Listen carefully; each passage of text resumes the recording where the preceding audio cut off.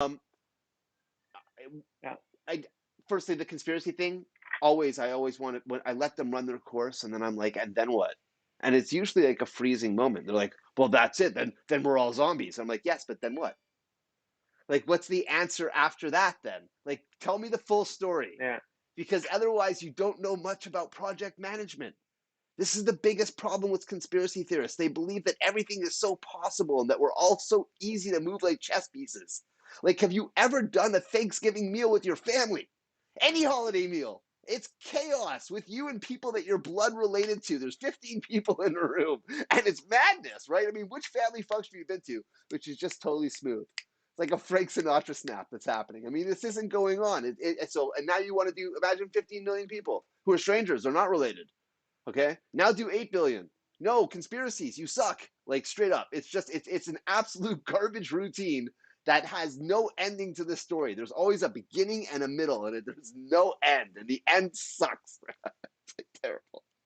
And add social media to it, now they have avenues to spew this shit out. I, All you the know, cons- it's another instance of where I want to say that the more that things change, the more they stay the same. I mean, there's always been an outlet for alternative to reach us. I mean, I used to publish a small rave fanzine with Mark Szilard called Subterrane, and we'd go and we'd stock all the stores on Queen Street West, and we'd park it right next to Tribe Magazine and Club Life too, so that we'd get noticed, by the more popular, bigger budgeted style magazines. Our stuff was printed at Kinko's. We were stapling it by hand. Um, yeah, do Oh, that 500 times. So it was like I just I don't know. I always see it like it's this crazy idea and it's super entertaining. So I like to let it go for a moment. I'm always interested to hear the perspective. And clearly here I am doing a stream podcast TV show, episodal thing and I'm hearing obviously a variety of opinions. I'm not here to go and shut someone down and be like, you're wrong. Like be like, okay, well, if that's how you feel, like, interesting, thanks for sharing. But with some conspiracy stuff, I have to sometimes I have to bite my tongue. I have to be like, especially if it's a good friend or a family member, and all of us are running off of feelings. entertaining. It's entertaining the first little while until you you start to have to bite your tongue because you don't want to, you don't want to get into like enforcing, bro, you're wrong. Like, get your facts straight. You're like, this is misinformation. So, but the first little bit is always Is entertaining, is it is it that we're and then it becomes draining because you're constantly trying to, like, no, man, didn't you not go to school? Like this, like that's not what happened. Like, this is not what we learned to school. Did you skip that class? you know? So that's how I I feel wonder anyway. about accessibility. I talk about that in with regards to music, our music, and a lot of the stuff that has progressed and changed. Coming from a time of where we covered up our records. I'm not quite sure. I'm saying we. I'm assuming that you did. It felt like it was a popular thing to do. Yeah, we and the reason. I Okay, used to buy records. I used to buy the copies so nobody else would have a copy. So I can be the only one you playing that it. was you, huh? Okay, that was like super extreme. No, is this? Yeah, actually, like, I wanted to be the guy that's gonna. I want to be the guy that, I want to be the guy that I want to be the guy that will buy the track, have the track, and play the track, buy the extra copy that was there. The more things change, the more they stay the same. We're not No, blocking. We're not no, no, blocking no, stuff no, off not like anymore, that. but we're going out of our way to make sure that if we're playing out a track, we've gone and we've done an edit. I know that you're of this skin and flavor. Actually, it's, yeah. So I don't, because my DJ setup has evolved to a point where I'm constantly remixing anything I play. And anything I play, you I don't think you'll catch a set where there is not a track that's been edited on the fly when I play. Um, and when I switched over to Ableton, literally changed everything. And one of the frustrating parts of playing on vinyl was that I was doing that live on vinyl. Like, I guess, I don't know if you followed my career in Toronto, but I was the guy that was playing constantly on three decks, and there was always two records playing at You all know, times. it was going to be part. It was going And to be part of my intro for you, Addy. That you were. oh, okay, No, yeah, no, okay. that's. I mean, like this is already. I mean, we're here. We're minutes deep involved, and it's truly a pleasure to have you with us. And I could summarize it in a fashion of where for decades. This DJ with us tonight has been rocking dance floors in Toronto, across Canada, and even internationally. Has released on labels from all over the world, including the esteemed Toolworks. Hotbox here locally as well from Adam K. You have definitely seen him on a dance floor from Comfort Zone, Footwork, Coda, Government. If you have raved in Toronto, if you've gone clubbing and you've been involved with house music, then you definitely know who's with us tonight in the utility room. It's Addy. And I'm happy that you're here, man. I want to hear the story, and this is For having great for me because I know none of it, and I'm with everybody else who's probably, if they're not in the know, then we're probably in for a ride. I know that we were on the phone first earlier today, getting ready for the show tonight, and when we were talking, I had to cut the conversation. I'm like, oh shit, we're going into the show. yeah, we have to cut because we want it to be natural. So uh, Did you grow up in Toronto? no, I was born in Iran, and we immigrated to Canada, um, 1988. I was 9 years old when we landed in Canada. Now we're not didn't speak a word of English. We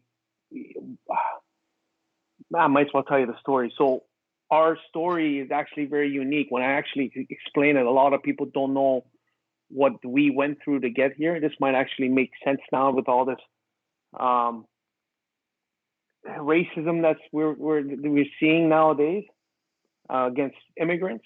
Um, we literally had to get shipped out of Iran. Like my parents hired a smuggling ring to smuggle us out of Iran, and I went through this. Like the Iran and Iraq war was going on. Obviously, nothing against, like, we have nothing against the government of Iran or how they run it. It was just the basic fact of there's a war going on. People are dying. They took away my brother's passport. That means he had to go to the army. And my parents made the decision of selling everything and leaving. They shipped my brother out of the country, and then we went after. And the journey of us getting here was actually a pretty sick story of where we could probably make movies out of it. Like we got caught in Spain. Okay, I'll tell you. Like what happened was Iran and Turkey. The infrastructure is like U.S. and Mexico, Canada. You don't need a visa. As long as you have the passport, you could get right through to Turkey. So me, my parents, and my sister got through from Iran to Turkey, no problems. And from there on, the guy set up fake passports for us, and we literally got from Turkey to Spain by bribing the guy in the airport. I watched all this happen. The guys told my dad, when you go to the airport, this person is going to be there. Flash him this much money, and he'll let you through. We're talking 87, 88. This is, and Turkey is well known for corruption. So these types of stuff was happening fairly easily. I remember we're getting to the counter, and my dad flashed him money. The guy took the money, let everybody else through, counts the money, and goes to my dad, not enough. And my dad goes in the pocket, gives him, I don't know, a couple more $100, whatever it was, US. And that's how we got from Turkey to Spain. Yeah. So Holy now shit. we're Spain. Our connection was we go from Turkey to Spain, and at the time the reason Madrid was a hot spot for immigrants to get through was because they were dealing with major economical issues. So if you ever got caught in the airport of any sort, they don't keep you. It would cost them to keep you. So as long as you weren't involved in any type of a violent crime, they would just book you and let you go because they would not keep you there. So it was a hot spot for a lot of the immigrants and a lot of the Persians that wanted to come through to Canada and U.S. It was a hub. So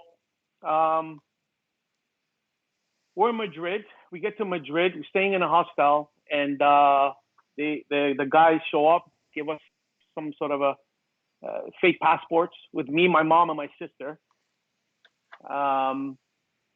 Is this story okay to go through this?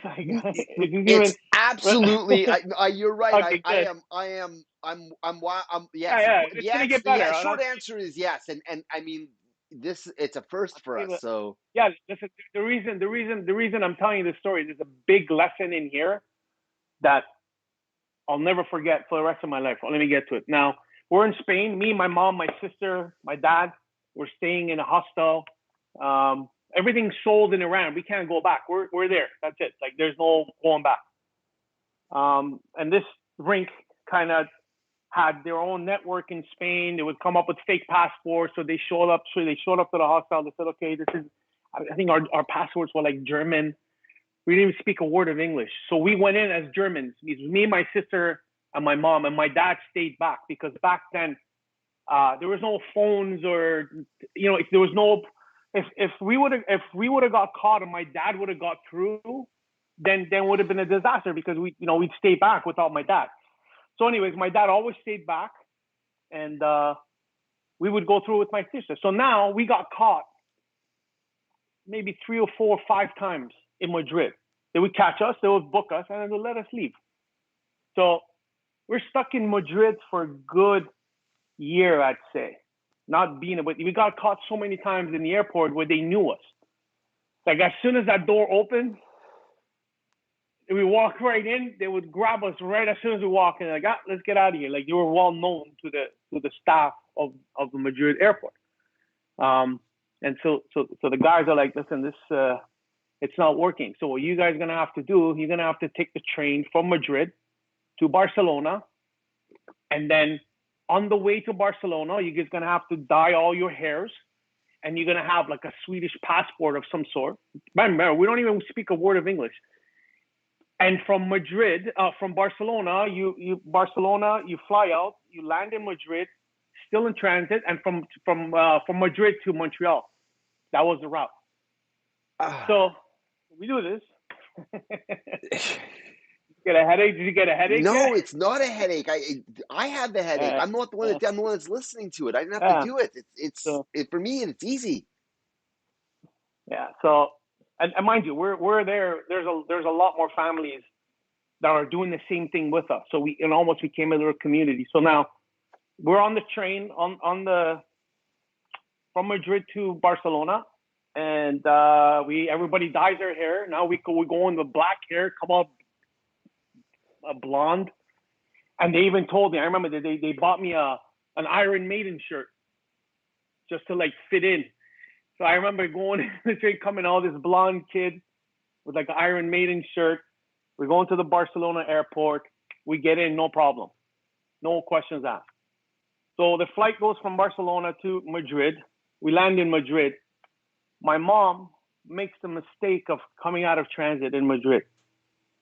So we come out, we're out. She's like, oh my God, we made a mistake. She tries to go back in, and it's the same cop that's been catching us in Madrid, caught us, and he's like, what the fuck are you guys doing? Blondes, like, and then I remember this, and this was really hard on me, man. I was young, so every time we got caught, there's that anxiety of going into the police station, getting booked. Like, it was traumatic for a kid, 9 years old at the time. So as soon as this happened, my heart dropped. I remember he took us to the back, and I'm like, okay, we got caught again. We go through this door, we opens the door, and then the plane is there. He walks us right to the plane, grabs the gatekeeper, whispers something in his ear. They open the door and they let us on the plane, bro. They literally let us on the plane. And we're going up the stairs, and I turn around. Me and my mom turn around. We connect with the guy, and the guy gave us this very beautiful nod, like, you know what, you guys had enough. Go ahead. And that little small gesture, that guy changed a whole bunch of people's lives, including me and everyone that's around me. That one small gesture. This is why I wanted to tell you this story. Oh my Yeah, God. the guy let us through. Yeah, the guy let us through. Yeah, and that's how we got to Canada. I mean, I want to use the word adventure only because I'm not quite sure how else to describe it. Adventure sometimes feels like it's the type of word that I might select, again, because I don't, holy smokes.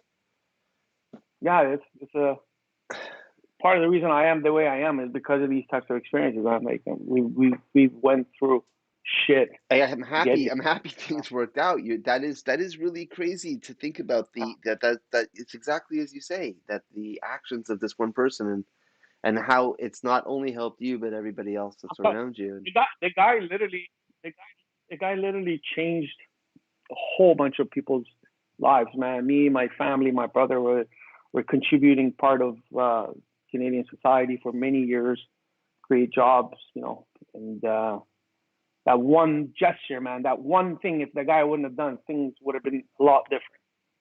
So incredible. always remember, do good things. Yeah, always remember, do good things. And because of this So yeah, so gesture, we you were landed. able to go and smash a bunch of dance floors and make a bunch of people happy that way. How about that? No, this is what I'm saying. Like the butterfly effect from that little small gesture has done so much. I'm the living proof of it. So Bring us now decades into it. I'm assuming, older. Where were you? What were you doing when you first got bit by oh, this music? actually, it was right away. It was right away. It was I remember the track too. I was in high school, ESL, grade 9, not even just learning English. And do you remember those Sony headphones, the Sony Walkmans, the Yellow. you know what I'm talking about with those the yellow with the weird. I had the radio on, and I think it was honest. I'm telling you, I'm no pure refugee, no speak English, and the song "Pump Up the Volume" comes on the radio. I know that bass line, "Pump Up the Volume," dance, dance, dum dum dum dum dum. And then I remember I was walking in the hallway. I'm like, what the fuck is this? And that was it, man. That was it. I then like my chase started and started seeing back then fast Eddie and hip house was cool. I don't know if I'm dating myself, but we're No, talking no. I we're mean, talking early '90s.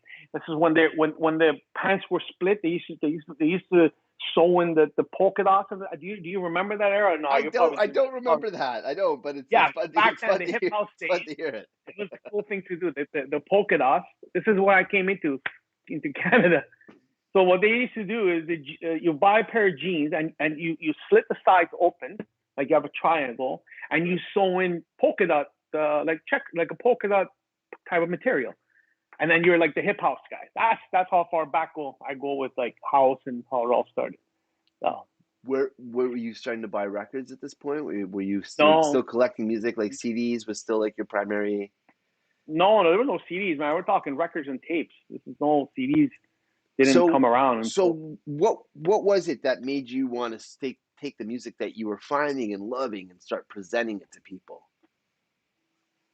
um I started to DJing. I remember as I was at home, I was watching Much Music, and they had a DJ competition.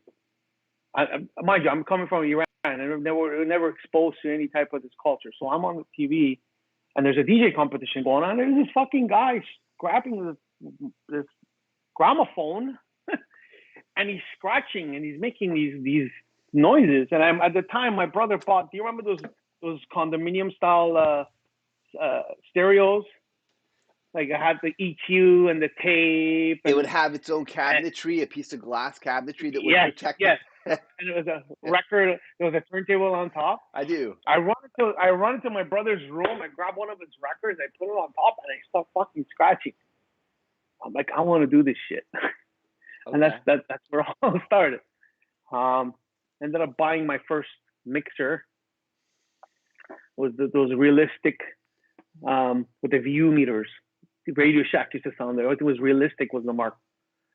Uh, that's where it all started, man. Do you remember the My approach that you took? Like did you have an angle that you were trying to work or something that it was that you were trying to make yourself stand out? Did you have a point of reference that you were looking at to see what it was that you were doing?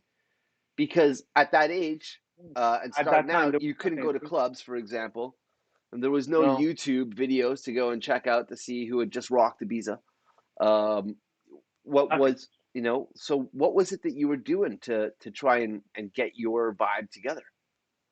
We had to pretty much surround ourselves with people that were doing it at the time. And quickly, I ended up finding, I don't know what the guy's name is, Rob. We bought our first mixer together. I don't even remember how we found this because there was no Kijiji, there was no internet. I don't That even remember that how we found that. Yeah, but I ended up buying this mixer, and we were supposed to be a DJ duo, and then it didn't work out. I ended up buying a turntable, and my parents at the time didn't want to support this, so it's not like I wasn't getting funds to go buy a pair of turntables. So I ended up um, scrounging for, I don't even remember, it wasn't even a Technique turntable, and the other side was my yellow Walkman.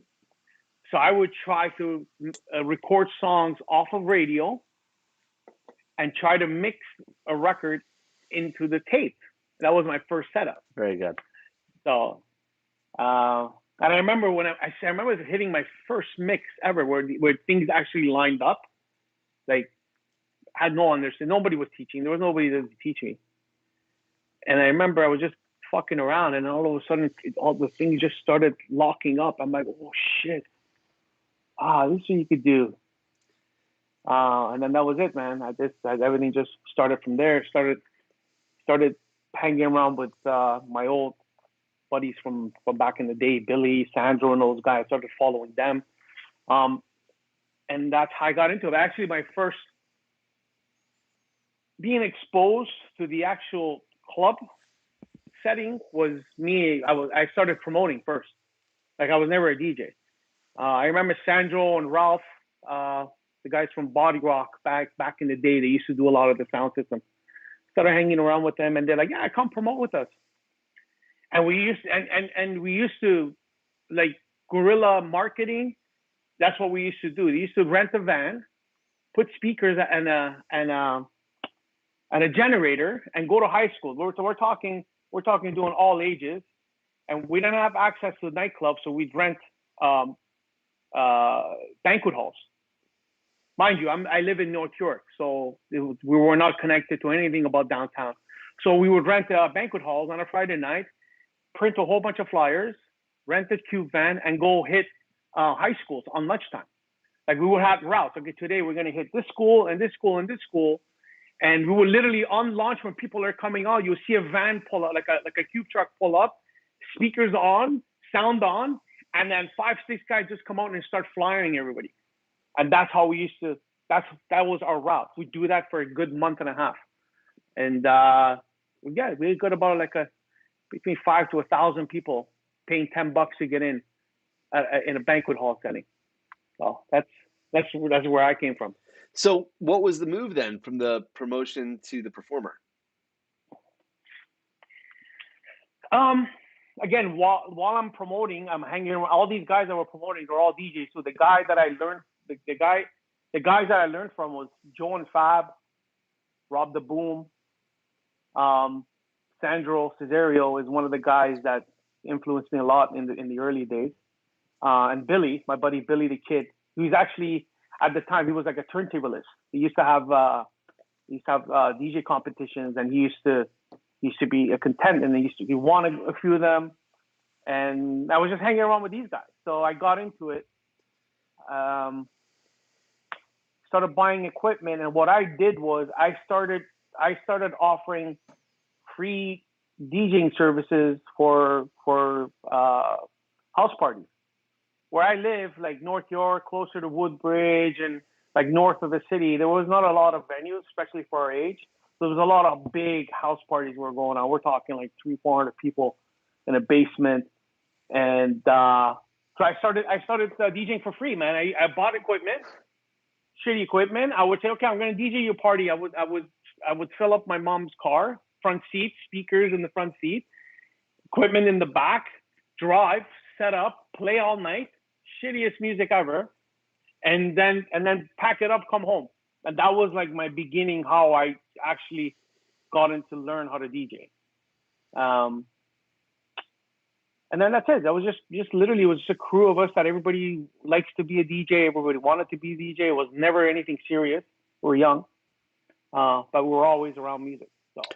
So what Um, was it that I mean, there was a point of where a form of escalation happened. You were moving past yeah, the two turntables. Your presentation adopted a third turntable.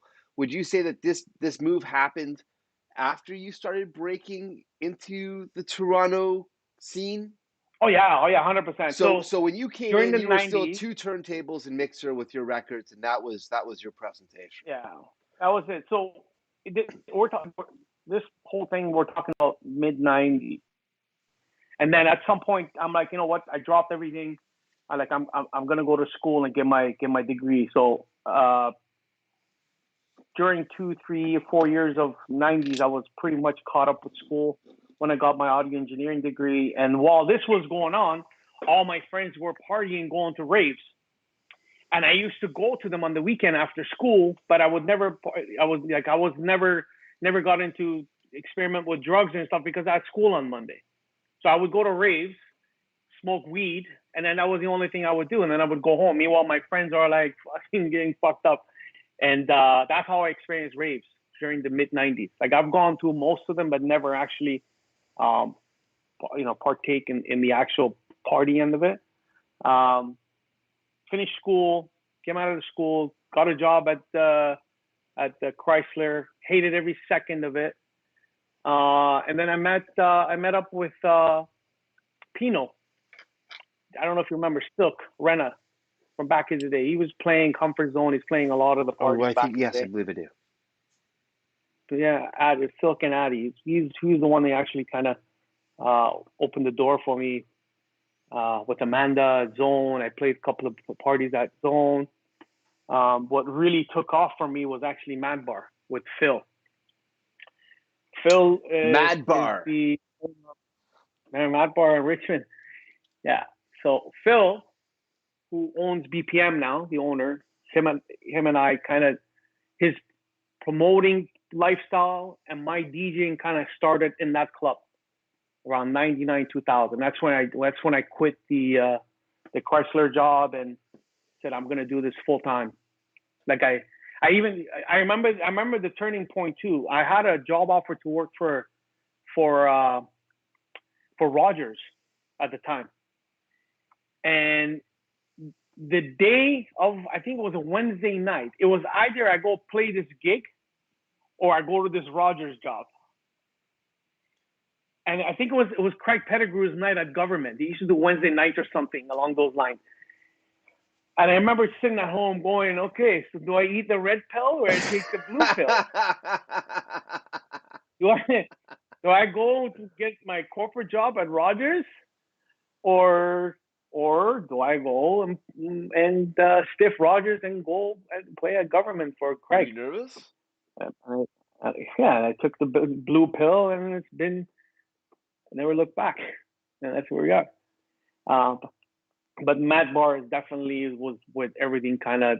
I was playing at Comfort Zone here and there, but Matt Bar is when I actually came overground and it got started getting exposed and um, kind of everything started from there. So You brought up Comfort Zone and Amanda for a moment, and it brought me back for a second. Was it not Amanda and Kevin that started Kevin, started Divine yeah, Sundays? Like they were the two, yeah, the Weinstein days, yeah. Um, and then they weren't do. I was one of the original rotating DJs that Amanda brought in, but then yeah, I remember that. but I didn't stay very long. Um, Yeah, because you started traveling and stuff. yeah, I think with there you. was that. I also I don't know whose choice it was, but they started playing me at strange hours, and I'm okay with that. I could, it was all right, but I was like, the music that I'm playing, you guys are putting me on at a time of where I don't think people want to hear this type of music right now, and just didn't fit. But yeah, the traveling and then Well, the person that would have been Amanda, because the person that was in charge of the lineup, uh, was Amanda at the time, Sure, for sure. sure. So, So I guess I don't. What I don't know is, and I'm not sure if you do, is did they stop doing Comfort Zone and then agreeably pass the torch on to somebody else? Because when Comfort Zone, who? Kevin or Kevin and Amanda, I'm unsure of the answer. Kevin Kevin started having problems. Okay, I don't want to get sure, into right, yeah, details yeah, of it. Just some issues came up with him, so just he couldn't be in the environment. okay, And then I think Amanda also kind of wanted to get out of it too. sure. I guess what I'm So saying is that there was a combination of it. when stuff ended for I think it did, or I'm not, I think the brand is still carrying on because I see announcements for live streams with the Comfort Zone brand. But the venue's gone now itself, right? I mean, is it a it's a new condo development or something on the corner? I'm not sure what it is. Um, but when Yeah, yeah. stuff did conclude, I saw some of the promo, and I think I even played one of the parties. But I didn't see either Kevin or Amanda listed, No, that was long. That was long. which I thought Um, was weird because it was like, hey, like that was actually the starting point. Don't you at least want to give a nod to it? And it was like it wasn't there. well, that's It the sounds TD environment. it sounds like there's a history or something that happened that I don't know about. It. No, No, I mean, I'm nothing not saying happened. that you do either. Nothing. I mean, like, I don't know who's involved or something like that. But it was like, it just felt like when stuff ended there, that it was just like it was just about that, but it didn't have the start of it. It had like, I guess, the middle and the end. For for me, leaving there was the best thing ever happened to me Why is that? because I was caught up being up at 6 a.m. every Sunday. Man, I didn't. I was playing from 6 to 11 a.m. every Sunday for 9 years. Well, right. It's it's hard on the body. It's hard on everything. Your well being. Just being up in that environment, it's not healthy for you. But give me the flip to that as Um, well, because from what I from what I heard, you're right. I wasn't here. I was gone. I was gone every weekend. I was away, but I still come back to the city and still getting together with obviously friends, acquaintances, and other DJs, and the legend of Addy at Comfort Zone, right? I mean, like these sets were like people. I want to correct this. I want to correct this. I don't dismiss it. Like I'm not a hater. I think that it had lots to do with my career and putting me where I'm today. Um, but at some point, you have to make a decision of, is this healthy for me or is it not healthy for Do me? you think about DJing And overall with this type of sentiment? Like, is it just strictly like, is Comfort Zone and the 6 a.m. Sunday for years on end the outlier to that type of idea, or is this applicable to, is it a generalized statement, you think? no. There's no listen. There's other look. I have a day. I'm a real estate agent for 18 years on the side that a lot of people don't know, and I have a business that I need to pay attention to. So being up at 6 a.m. and then having to be alert on Monday morning, I definitely was able to do it. I've done it. I'm in the business going to 18 years now. Uh, it just wasn't like it. After a while, when you get older, you just don't need. I don't need to be there. There's other stuff going on in the world, right? But for somebody that's just starting out, you definitely got to put your time in. But I think my time with the position that I was in, I was done with those types of hours to be out, right? So, When you made the choice to um, leave the comfort zone, and did you feel at that point, I, were you scared for it, what was going well, to happen with Addy? Did you feel that yeah, well, the way it happened, it wasn't prior to getting to that point. There was a bottleneck with my feelings that was happening. That I was thinking that I was stuck in this rat race with the people that were not with the comfort zone, but there was other people in the background that were kind of managing gigs and stuff, and they were causing a lot of problems, and I just wasn't happy. So to the point where things kind of blew up was that I got into an altercation with one of the guys. I don't want to say any names altercation with somebody that was there, and I just said, you know what, fuck it, I'm done. I'm done with Zone. I'm done with government. I'm done with Inc. I'm done with everything. And that's how everything just ended, because I was literally just being pushed to my limits. Prior to that, I was not happy where I was. Man, imagine coming home at 11:30 every Sunday in the morning. You know, it's good in the beginning when you're 22, but now you're in your 30s, and technically you don't need to be there. You know, it's not like it's paying your rent, and you've put your time in already. So a lot of these emotions were involved with this decision that I made when it got to that point. Of course, it was scary, man. Scary. I was their top guy. I was their top guy. Inc. I was playing all these. I was playing everything. I was doing everything. And then it happened, and I literally took a year off. I literally went from playing like 5 times a week to 0 for a good year. I just left. And went and regrouped and planned and got my ducks in a row. And I decided that I don't want to be the guy playing 5-6 times a week, chasing gigs after the gig, because towards the end, it was just becoming work. I wasn't even liking the music I was playing. You know, when it becomes work, it's a whole different story. So, I took the year off. I started planning. I started getting into producing events instead of making somebody else money. I wanted to make the money myself, and it was fucking hard, man. Like, I lost a lot of money in the first 2-3 years, like big money I lost trying to do my own events.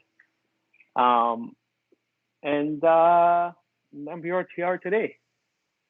So, and my real estate business was growing too, so I really can't be out 5-6 times a week playing, getting home at 5 a.m, and having to deal with clients and stuff, because my real estate business literally in 2011 just quadrupled with what was going on with the markets.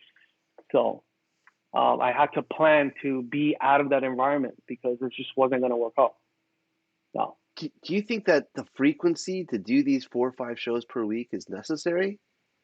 Or was this something that you listen, when you're in it and they call you, different story than you and I talking about it right now. I'm just everything is until it's in front of your face, right? I mean, decisions seem easy when we're just having a chat, nearly 14 feet on the ground. And here's the thing. Part of the reason I wanted to get out of that rat race was, when you're in that rat race, I don't think it's like that now.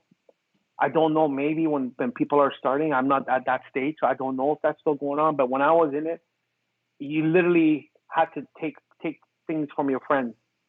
It was becoming a competition. It was like me against Joel Fab and this guy and that guy. Why did he play? I should have got that gig.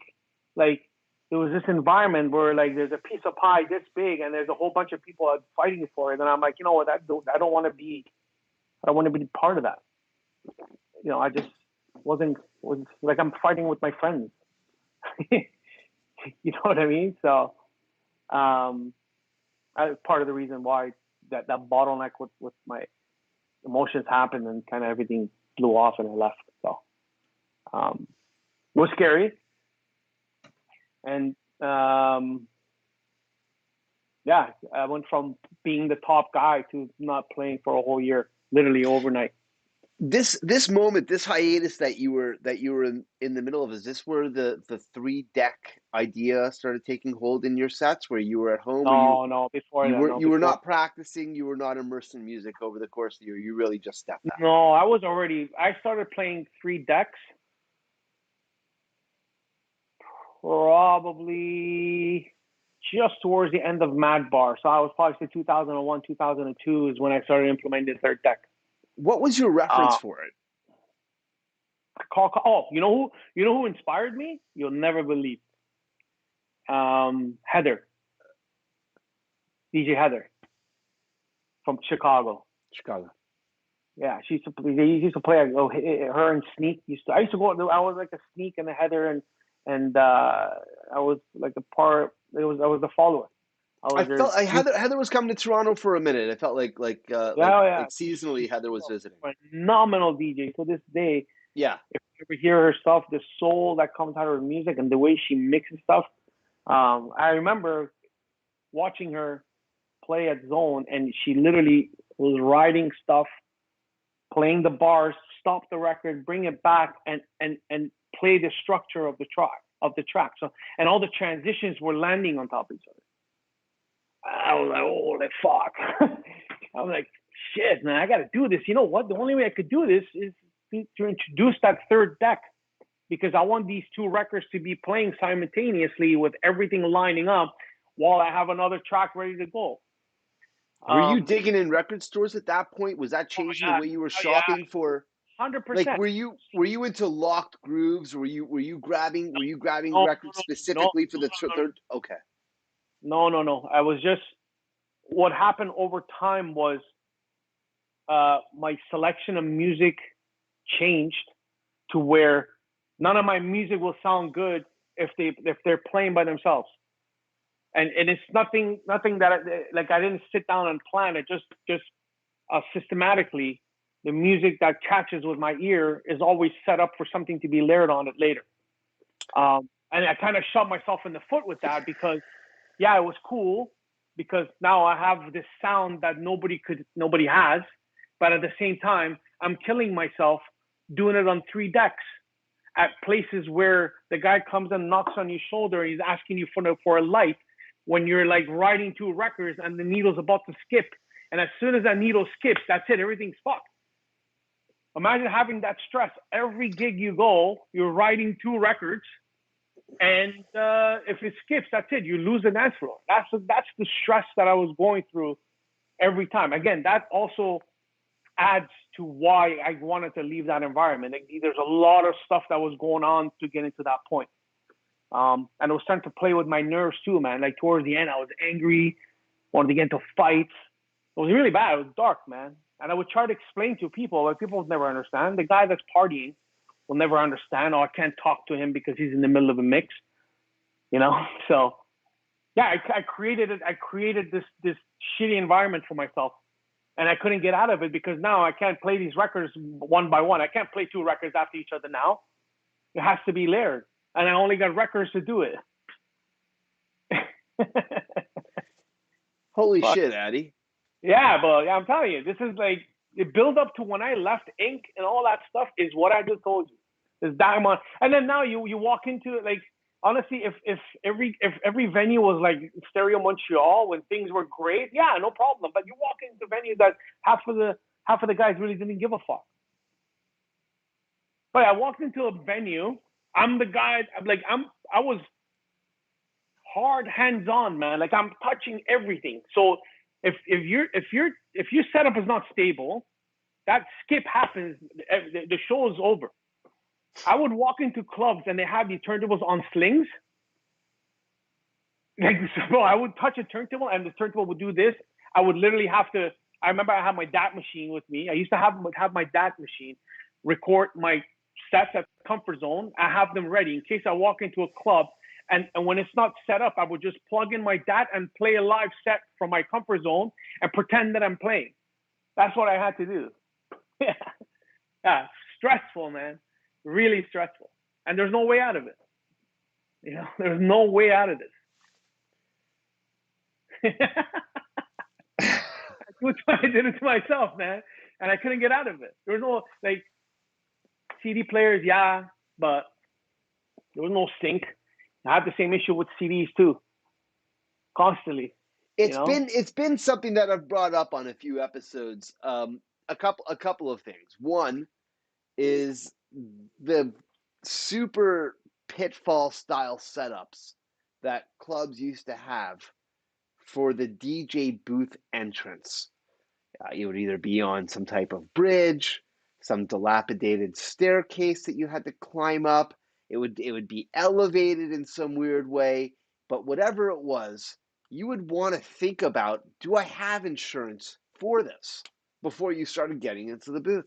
And then once you reach the booth, as much as people adore the idea that we would still all be on vinyl and performing with turntables.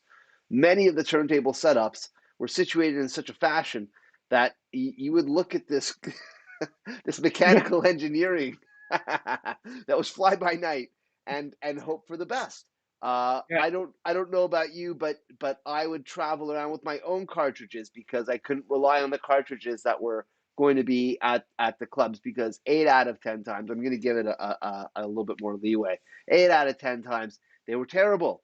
The cartridges would be Yeah. Oh, yeah. in bad shape. There would be a form of dust bunny that I would have to. It felt like it was cemented on there. You'd actually have to pull off the cartridge head to get the dust bunny off, and then Yeah. I remember this. and plug it back in. And then when you did that, then there would seem to be a ground issue that started up Yeah. that would have to get Yeah. solved with And then the urgency. stability. If there was a grounding issue, they had to put them on them slings. For a guy like me, I've seen it. The floating decks. It felt like it was in a box, and then the turntable would be on some type of concrete gardening slab, and that's right. And then you go to depress it with your and it hand to would just just bounce. do a simple cue. So and I'm I'm aggressive when I'm performing, and Still, so I'm trying to do stuff, and yeah, I can't. I try. As soon as I touch the table, it would look like a waterbed movement happening on the deck, and it made it a challenge. The only thing that would be stationary, it felt like it was solid, would be the mixer. So I mean, you'd kind of yeah, be at the mixer and hope for the best, because any type of manipulation you were trying to do with the turntable was going to be altered in a way you didn't want it to be. 100%. Yeah. Night. But imagine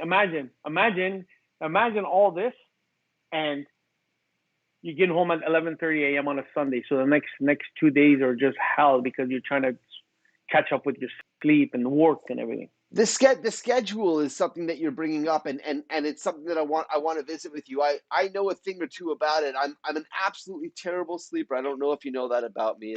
It's somewhat Okay. legendary. If I get 5 hours over a course of a night straight, to me, I consider that like a holy fuck moment.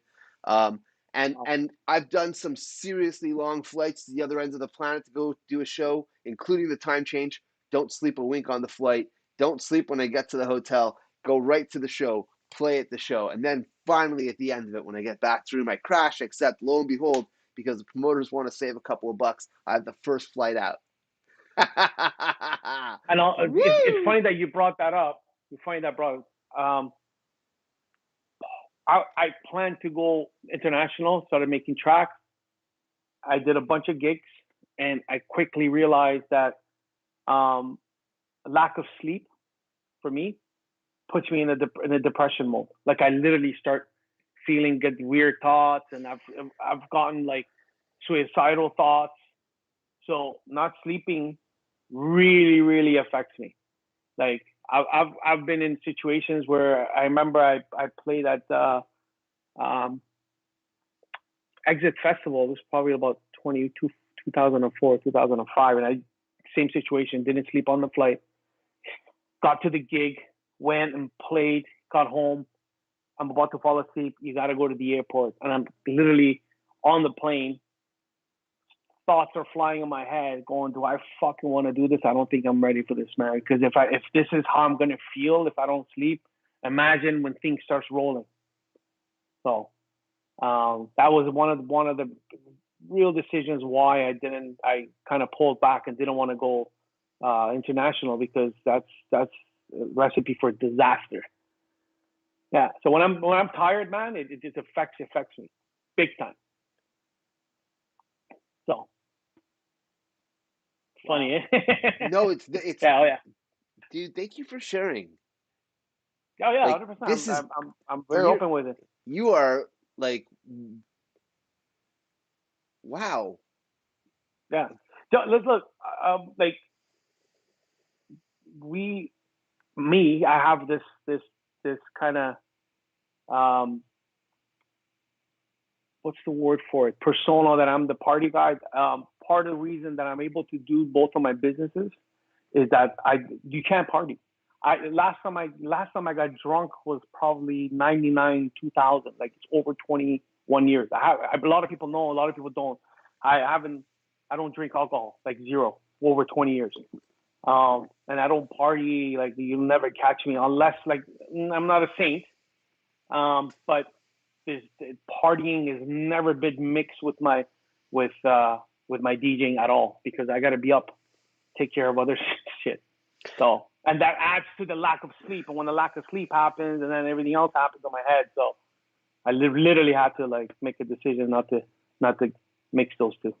So I feel like there's something that is going to be very inspiring here from you, because I hope, I if really hope. if you I'm if open. I'm open with this. Eh? no, I told you, I'm wanting you to share this, if you could, please, that yeah. if you spent this year and it started from something that felt low, and that you were feeling low, and then after this year, obviously that changed because you came back, and it wasn't like you came back and it was a whisper. It was like it was back, and still doing dope shit.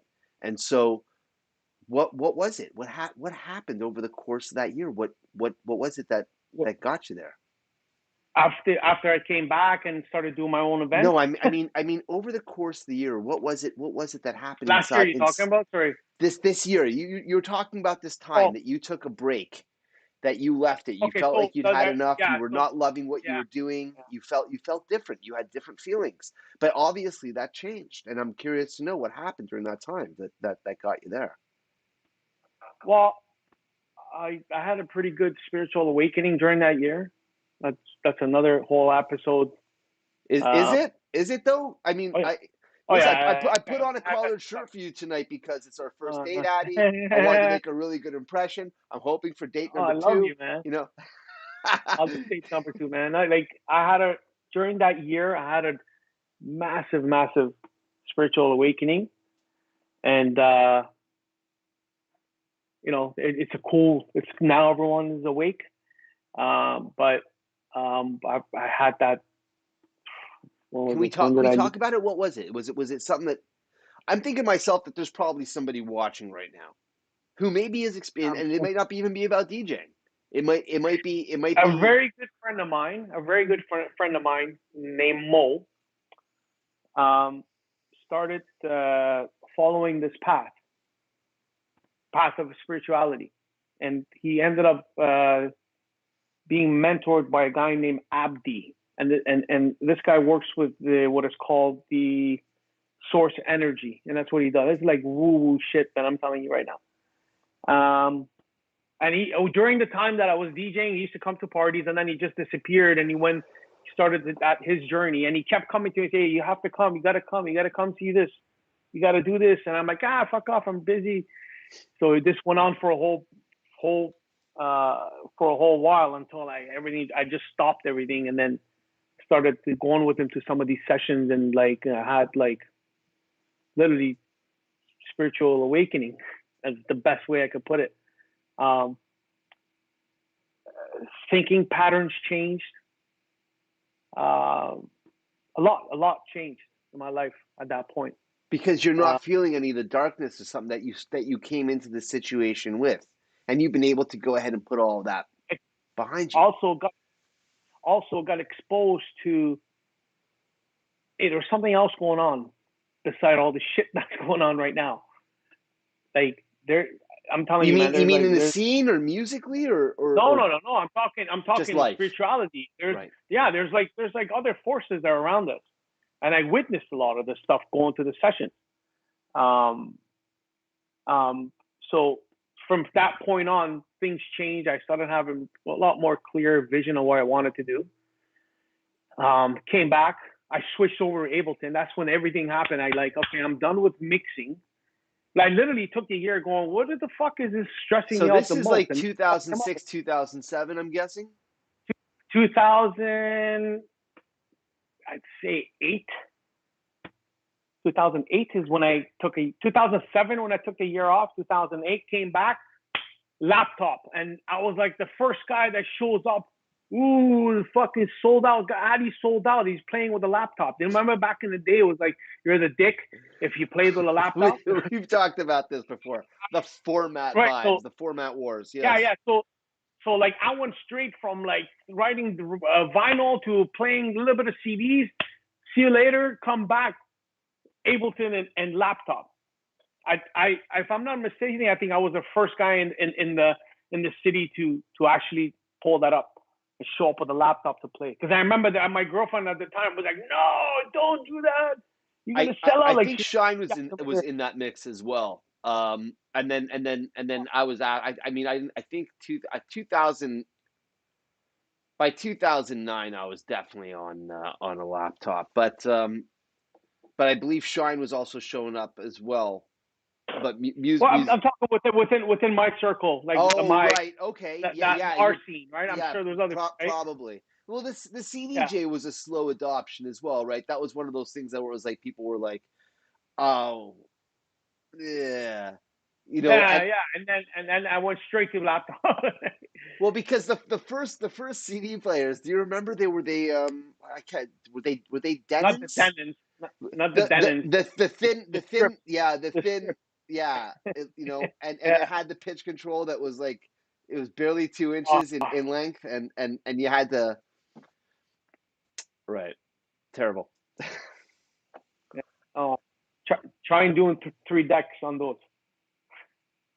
No, I mean the pitch control was garbage. I'm trying to think. No, There I was gonna was say, imagine me trying to write records with that shit sitting in the DJ booth.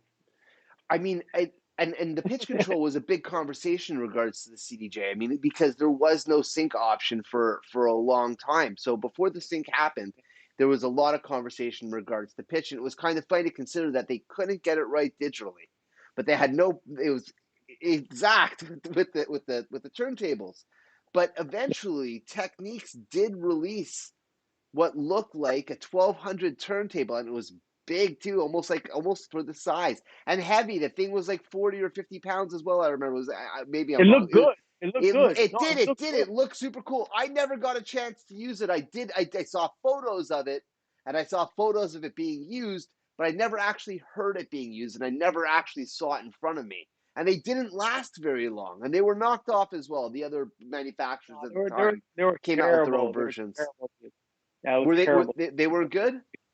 Terrible. Wow. Terrible.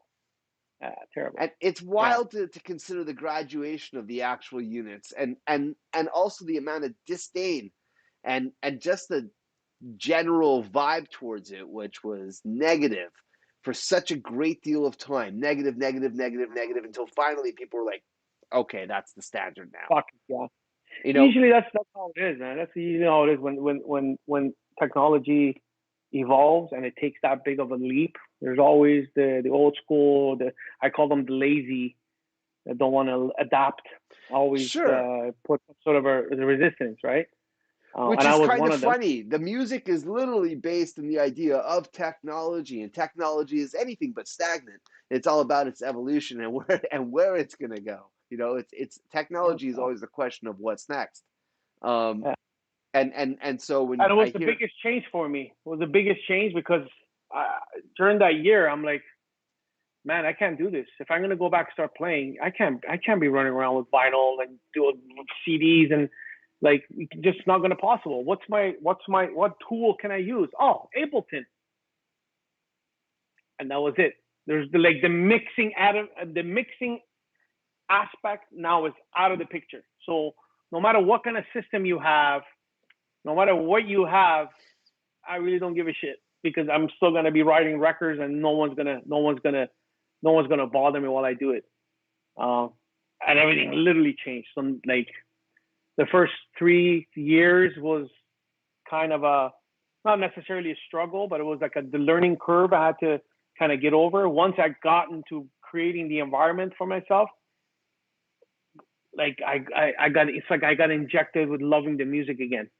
Like literally like I'm telling you right now to this day, every gig that I played was fucking exciting, man. Because it first of all, like it's a known fact. I can never replicate a set ever because, and this is not systematically. This is just because my environment is set up in a way where during the night a theme gets created based on these 5, 6 tracks. So they ended up coming together, and once that theme is created, I just take it and I take it right to the fucking end with that theme. And that's just a known fact for my set. And I could never, ever duplicate a set ever, because I would literally have to like time everything, cut bass lines out of this track and bring drums from the other track. And like, it's a total jam session, and then I could never replicate it. So that kind of gives me a little bit of an edge over everybody else, because literally it's like a remix jam session that happens, and like I can't never recreate it. That's the best way I can put it. So these moments, have they been captured? If you could think back about one captured moment. bro, I record every set. Okay, so here we are. Which dude, you know what? I wish. You know what? I wish. I know I should. There was times I have 5 channels open, and I would literally call my friend in the DJ booth, and I'd bring him over. The club's going off, and we look, and there's literally 5 tracks playing together and sounding fucking crisp, like crisp. And I could like literally, like technically, if I ever want to go back, I can go back to that session, chop up the loops, put them together, and I have my own track and can put it up. Yeah, this is how exciting it gets, bro. It's exciting. It's exciting. It's exciting to hear you talk about it. Man. Is there a moment that you can think about, one captured moment, an audio Polaroid that you've got on mix that you want to go and show somebody? Is there one session that you've captured that is the outlier amongst all of them? You feel like this is the one? This is how I show people who Addy is? Bro, every set I'm the biggest critic on myself. Okay, I've recorded because it's easy to able to, man. As soon as I pull out paper, I go press record. I got everything. I literally have the whole environment recorded. I could even go back and I could manipulate everything if I want to. So sure. For me to put out a set on my SoundCloud, it's got to be the best out of the best. And literally, if you go if knowing this information now, if you ever go to listen to my set on SoundCloud, then you understand. Like literally, every track is there. It's all remixes and edits on the fly. All right, we'll get to that in another moment. We'll get to that in another moment. Besides DJing, the only place that I've ever bumped into you physically outside of a nightclub or the parking lot of the nightclub was during paintball. I had no idea that you were such an enthusiast. You got your own gear. You've got your own paintball gun. You've got it all. What happened? When did that start? Tell us about your adventure in paintball. And I quit smoking, bro. I was smoking, going in 2 packs a day. This is 2009. I'm driving. And I look to the passenger seat, and I see 2 packs of cigarettes. And I'm like, oh man, I gotta stop. I'm going into 2 packs a day. I'm like, I gotta quit smoking. Long story short, I get introduced to a book called Alan Carr's Easy Way to Quit Smoking. It's a world-renowned book. Yeah, very popular. I went through the book, and I quit smoking cold turkey. And part of that book, one of the suggestions was to put all the money that you spend on cigarettes in a jar, and within the next 2 months, go buy something nice for yourself. That was part of the plan of the book. Right. And at the same time, the other suggestion was, start doing something physical. And I'm gonna buy a paint gun. I bought a I don't remember what it was. I'm gonna quit smoking and go and shoot shit. Right. I bought this serious it wasn't a speed gun. I don't remember what it was, but it was like Dude, you had something. You had time. I was using stock of the venue, and you're like we'll shoot like 1,000 paintballs. It was crazy. And then I got into it, so I'm like, okay, every Wednesday, bring your own. What was the place we used to go? Sergeant Splatters. So Sergeant Splatters on Wednesdays and Sunday morning, it was the gun owner's time. So you don't buy you don't buy paintballs from them. You come with your own gear and you bring your paintballs. And bro, I used to roll out with like 2 boxes, like 2,000 paintballs, and it was all started there, man. We built a little crew, and we were just literally killing everybody. Like toward bro, at one point, I had like 7 guns. I had this. What was the? I think it was Eagle 7. I got an Eagle 7. I think it was shooting like 45 balls a second coming out of this gun. Like I got videos. I got videos I can show you. Like you'll get scared, and we just go ruin people. Like on Wednesdays, gun owners, it was just like just go nuts. And it was like I'm telling you, it was a little mini vacation. Straight up, it was a mini vacation. You go as soon as you go in, you're dark. You're in a. Have you been to Sergeant Spotters at all? I can't remember the venue that I bumped into. It's the only time I've ever been paintballing, and I'll It, admittedly tell you that yeah, you know what? It was most likely at Sergeant I Spotters, and had it an looked like you're in amazing a dark time. city. It was a dark city. There was cars inside. It got really bad, No, man. it It got wasn't. It wasn't technical. indoors. It We wasn't found like indoors. dead We were corners somewhere because nobody would see you. outdoors. We were I was out. outdoors together. I can't remember the name of this Oh venue. You no. know, I Okay. went with Ryan Kruger, is who I went with. Possibly. I don't remember what it was called, and I think it was for his birthday that we went. And yeah, I had two Possibly. hero moments in two different games that I was like, yeah, you know. Yeah, dude. I haven't been I back was since, but I heavy, like it a lot. heavy. I would say if somebody asked me if I had a good time, the answer is yeah, I had a really good time. So it's a rush for sure. Yeah. What about the bike and what about Oh the yeah, bike behind 100%. you? What's going on? Oh, so um, pandemic happens. Stuck at home, not DJing, just mind going all over the place like everybody else did. And I'm like, I got to do something, man. Friend of mine, she's like, hey, I bought a bike. Want to come for a ride? I had a shitty mountain bike in the garage. I'm like, okay, I'll go with you. And she had a good road bike.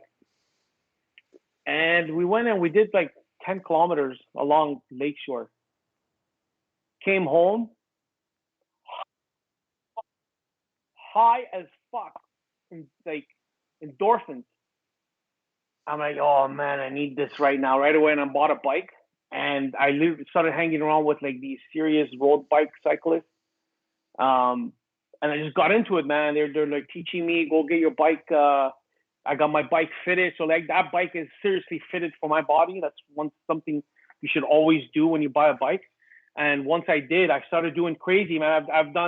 I did Richmond Hill to Hamilton last year, Woo! 110K. Yeah, dude, I've done like I'm gonna do 100 kilometers around GTA this year, and then I'm gonna go Niagara Falls before the summer's over. So, and you know what? It's a form of, I believe it or not, form of meditation. The best way I could explain it. When you got your headphones on and you're listening and you're on the road and that motion is kicking and you're just looking around, you're outside. What are you Meditation, listening bro. to Like when you're literally just cycling? changed everything. Some old sets. Oh, bro, I record every set. Remember, so um, I just listened to some of the old sets. Some new music that I got, I just kind of dump them in. I have this automatic thing set up where I just dump my records into Ableton and it bounces everything mixed, like it lines everything up. So if I have like 15 tracks, I just dump it in there, boom, bounce. That's it. These tracks are like the ends are mixed together. So I have this continuous music with tracks actually mixed in. Um, yeah, and bro, it's the best. I'm telling you, it's like meditation, big time. Addy. It Did you think it was gonna go this way? what you mean You utility room thinking? tonight? Yeah. Your sharing has been extraordinary, and I'm appreciative. I think probably everyone listening is as well. And I'm glad. thank you very I'm much. glad. So throughout all the dance floors that Really. you've gone, you've rocked. Throughout the countless record shops that you visited and collected all of these records. Later on, hitting Beatport, shopping, and a variety of other online outlets. The music collection of Addy. You have 3 songs. 3 that have not left your kit. They haven't left your bag. They haven't left your USB stick. They haven't left Ableton Live. What are these 3 songs that you know, love, cherish? You count on them to either rock your dance floor or rescue it, but you know that they're going to work. They are.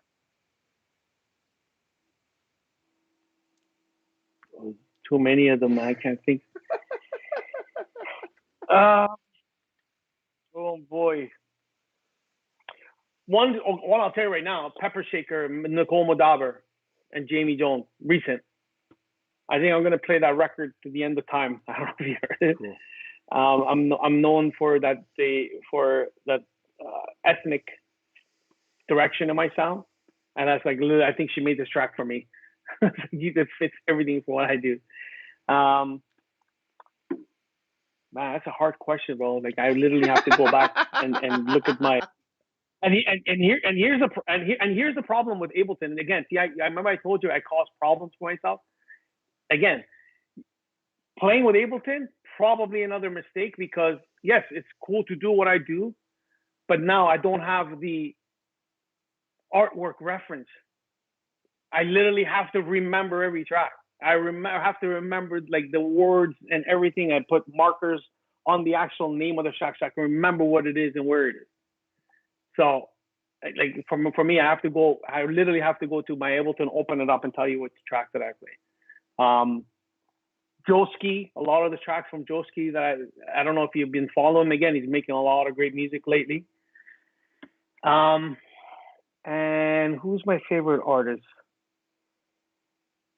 I'd probably say the guy that I'm kind of playing a lot. I'm going to be playing a lot is Sergio Sergi or Sergi. I don't know how to pronounce his last name, but he's done a lot of releases. He's actually released on Raw, Carlo and Nathan's label. He's making this kind of minimal but groovy kind of tech house, non-cheesy shit that's out now. Yeah, I think those would be the 3 directions I would go. So people want to hear some of these legendary sets you've been telling us about. Where should they go to visit them and get a hold of the stream? SoundCloud. Okay, which is the address? SoundCloud. SoundCloud.com/DJ Addy, DJADDY. My favorite one right now is my opening set for keep forgetting his name.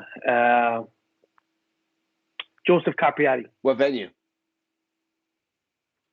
Coda. All right. That was like one of my favorites, and I'm picky. Like if you only knew what was going on when that music is being recorded, like what's going on technically in the background.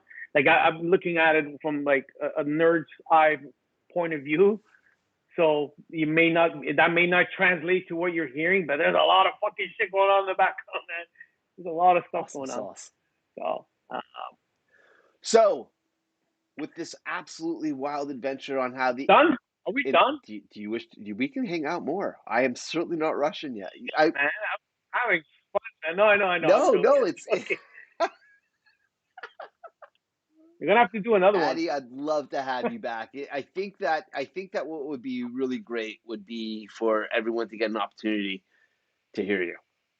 So perhaps for the next episode of Utility Room, we should have an Addy DJ set because yeah, I've truthfully never experienced it. 15. I know it happens. We're all doing 15, 20 things minutes all at the a time, right? maybe in a room or something, or passing by. But I haven't. I've generally not been on the floor to it. But I could think of no greater opportunity for me to do that, and have you right there before me. It would be truly spectacular. Incredible adventure tonight. Thank you so much for sharing. What a story, and the heart of a DJ warrior. It sounds like to me. This has made me actually want to kind of bug you and say I want to play with you. It's got me all peaked and super stoked and excited, and I hope everyone has been tonight too. We're all looking forward to a moment of where we can get back together and be on a dance floor, and I can maybe get my first live experience with DJ Addy, who has been with us here in the utility room. You are absolutely awesome, Sauce. I really do appreciate you being with us tonight, and you. Thanks for having me. Thank you. I appreciate it, man. This is very refreshing to do this, and I can't wait to watch it myself and cry after. Hopefully, happy tears, man. My friend. Oh yeah, 100%. It would be cry of joy, Perfect. 100%. You are truly special. We're going to see you all next week. We've got Michael Stein in the utility room with us. My name is Jello. That is Addy. You are truly